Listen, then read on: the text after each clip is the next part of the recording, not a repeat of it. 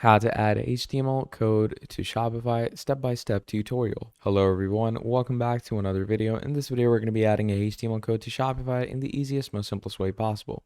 So basically, to do this, what you are going to be doing is you're going to be knowing how to work in code. Now, if you know how to work your code out, it's pretty simple. So basically, first of all, you're going to come to your online store. And once you come to your online store, over here, there's two ways to do this. Either you could click on this and go to edit code. And once you go to edit code, it's going to give you this whole code file where you can add different codes to your design. So as you can see, this is all HTML and stuff. And you can, make sure that it's a liquid code, okay?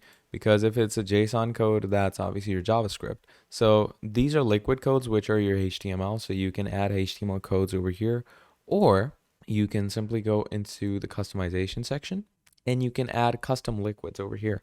So custom liquids are obviously your basic custom blockheads of code. So here's custom liquid, click on it.